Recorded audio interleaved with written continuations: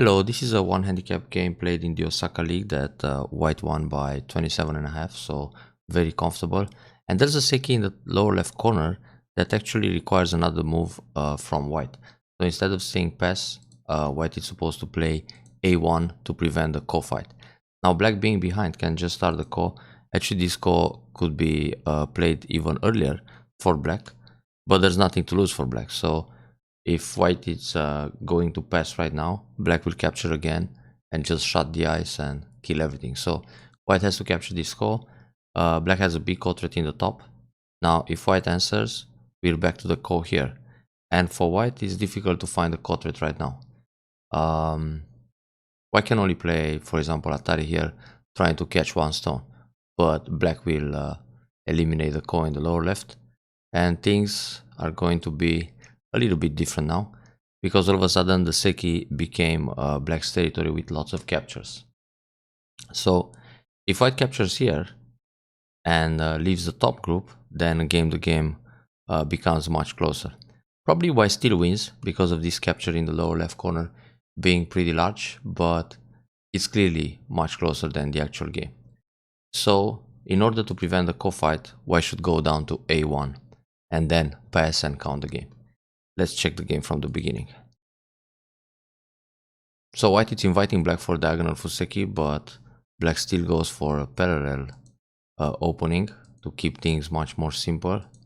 The fuseki is very solid by white this time.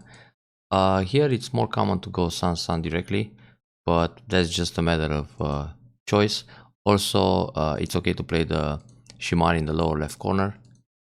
But of course, it's nothing wrong to play r14 outside approach, then follow up by the modern joseki with the attach. So far so good.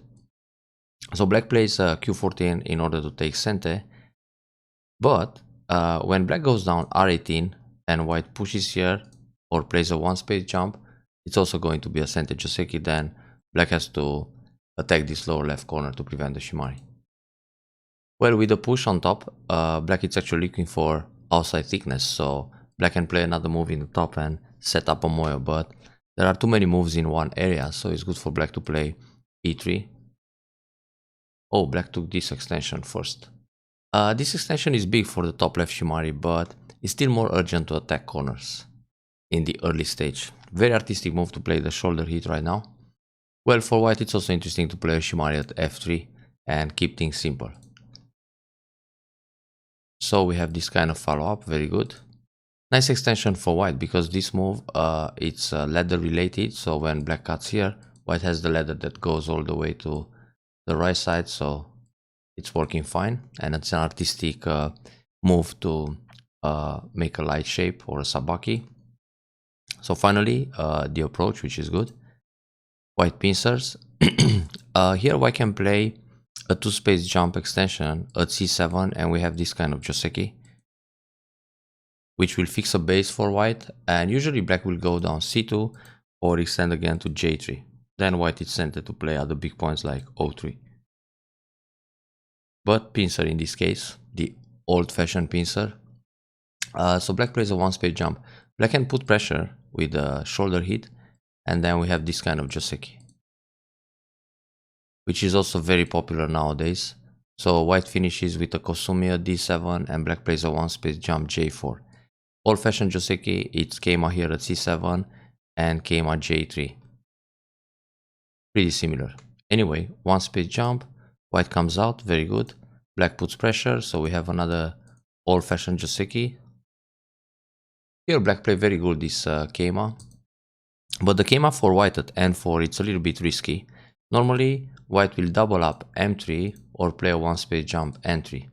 But playing the keima, it's risky because black can use the m3 attach in order to cut keima at the waist. So now if white comes out here, black will connect and we have a fight. And if white tries to cut this way, black can push first and then Atari like this and capture the bottom stones. So that's why n4 keima, it's a little bit risky for white.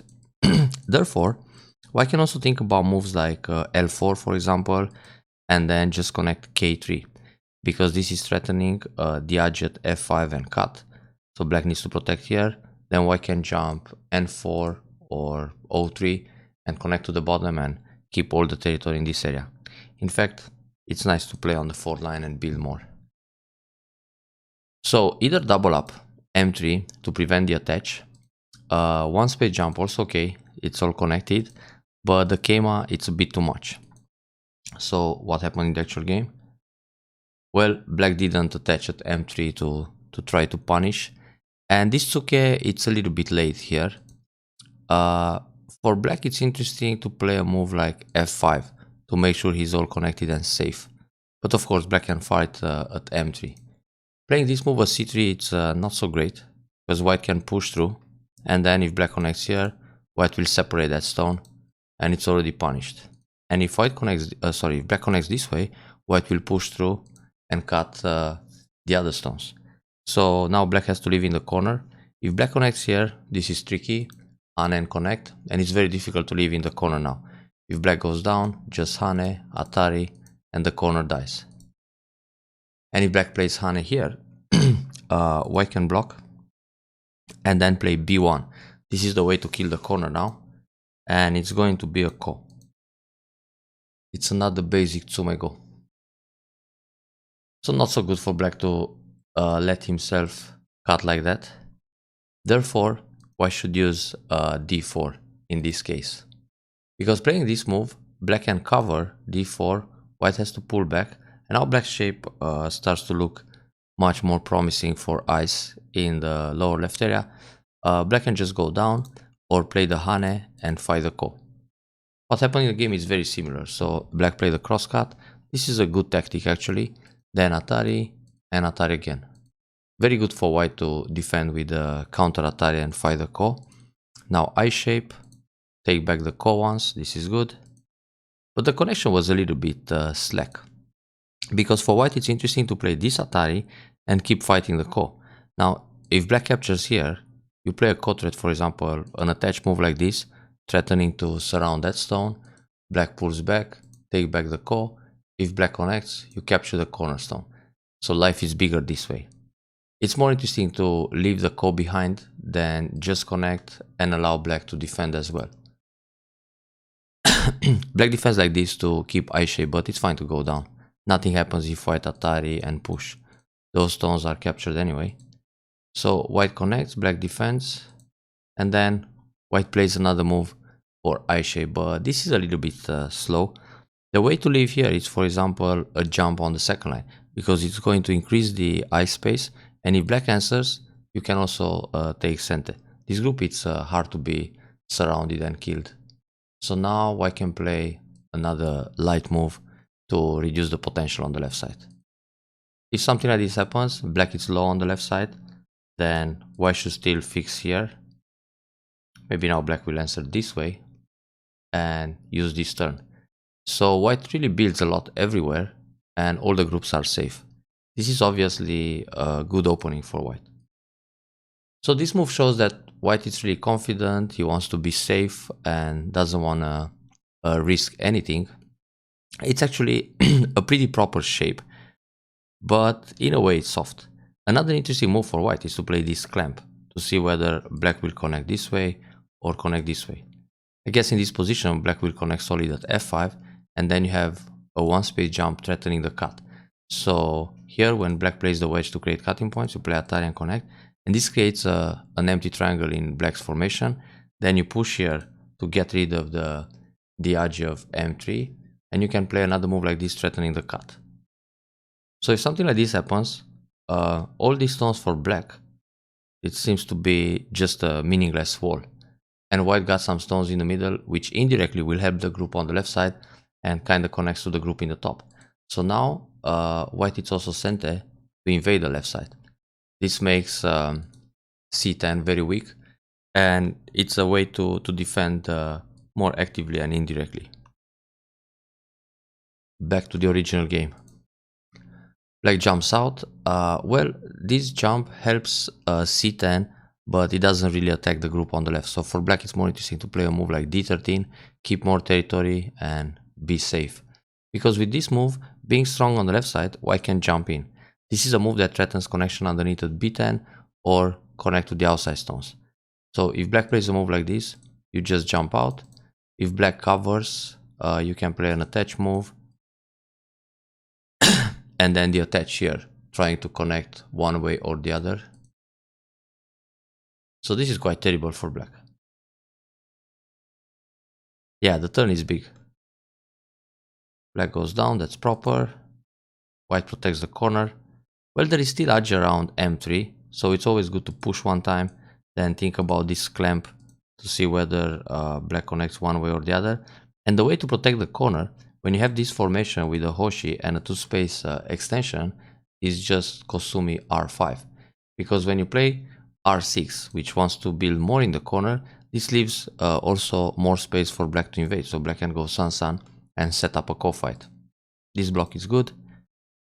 Now when you go down, black is supposed to leave unconditionally. So normally here, white has to block at s5.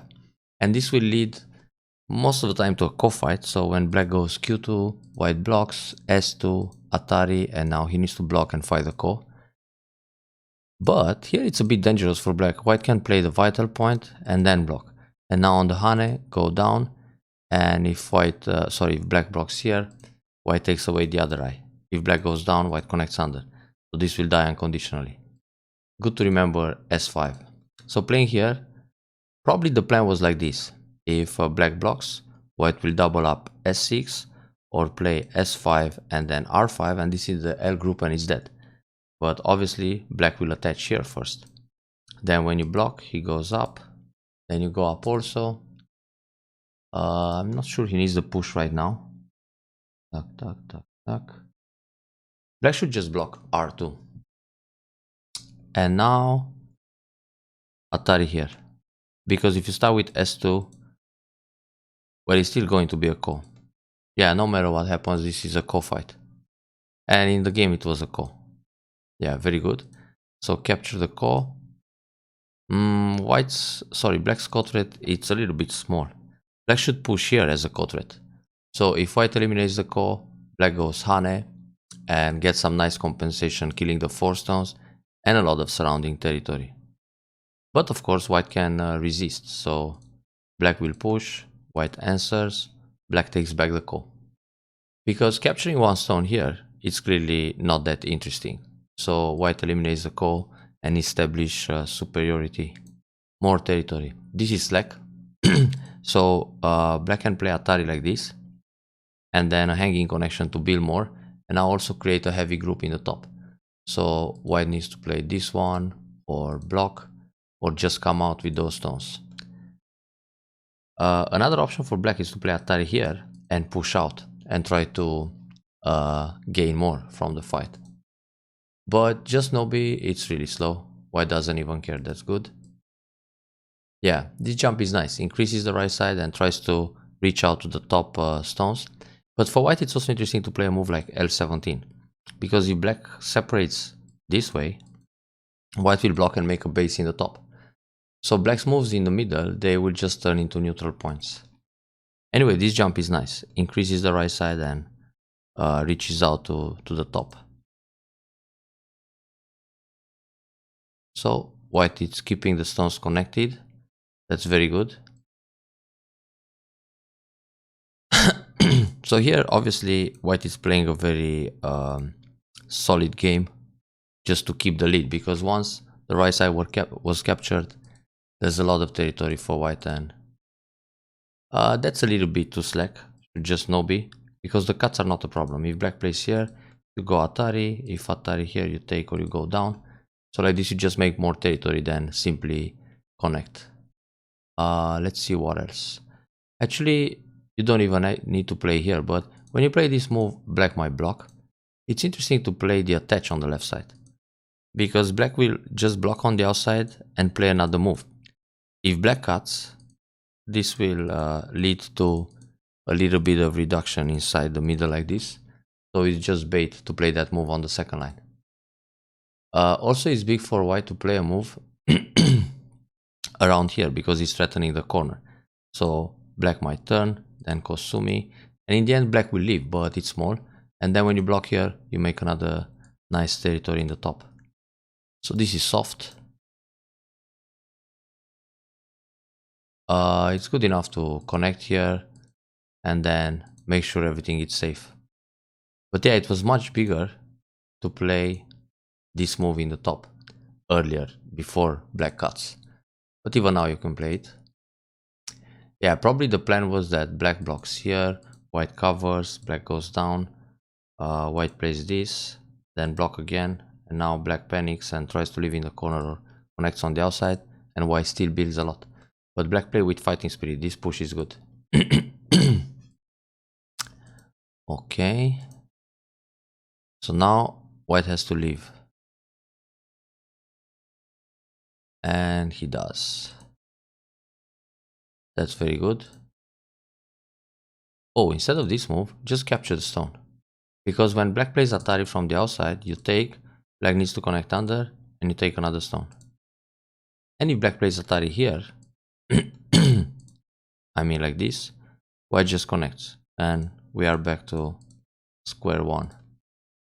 So capture the stone. Oh, and capture another stone.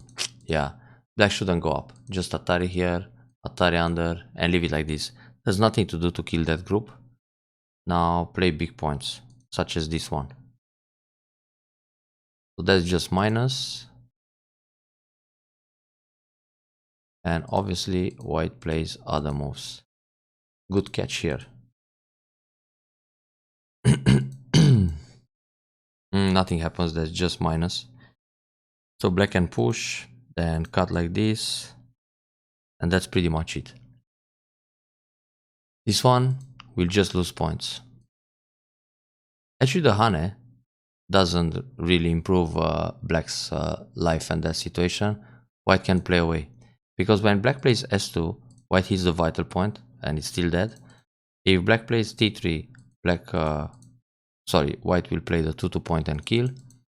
If black tries to connect under with a move like this, it doesn't matter because there are still no eyes in the corner. So yeah, white could ignore this. Black is dead in Gote. Oh, that was big. Because here white had a monkey jump. And white needs to, black needs to play all these moves and then protecting Gote. But anyway, white is way ahead. So let's see how come the Seki happened in the lower left corner. Yeah, this wedge was good. Actually, white can go up again. And if black plays here, white will play this move, threatening to get inside. And now there is this cut. And Atari here. Oh, this is painful. So much Aji. Okay, Atari like that. Alright. Now black group is dead. So this shouldn't be a Seki. Yeah, this is all dead. Capture, very good. Yeah, so now the group is dead and all white had to do is to play here and then another Kosumi to keep eyes. So there's one eye on the left, one eye in the middle, but black has only one. So black group is dead. And now black should just resign. But I think even if white plays away, it should be okay. But here white should play this move. It's threatening push and cut, so it's absolutely fine. Okay, Atari defend. Well, those 3 stones are not important. You better make life like this. Let white, black capture 3 stones. Then cut here with Atari. Play another Atari. And catch these guys. A much better deal. Shouldn't hold on to these 3 stones. More important to make life. The Seki, it's never gonna happen.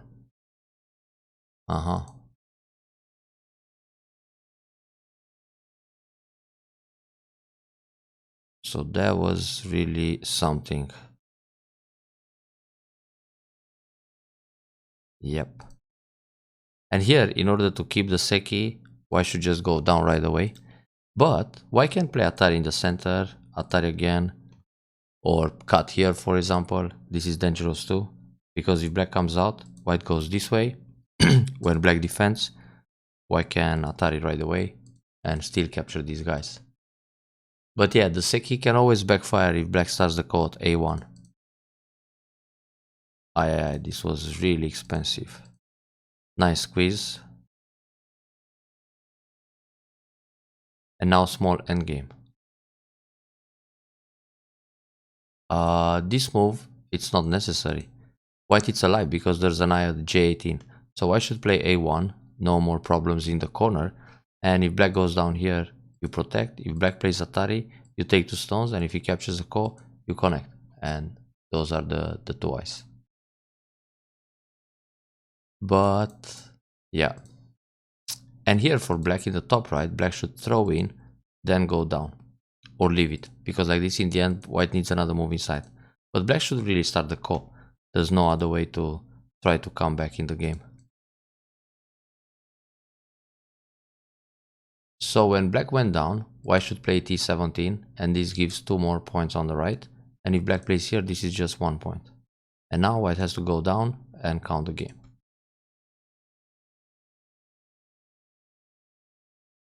So here we go, white wins by 27.5, and black never tried the ko in the lower left corner. Anyway, a pretty convincing win. Overall, white was better in tactics this time, so a well-deserved win. Enjoy the review.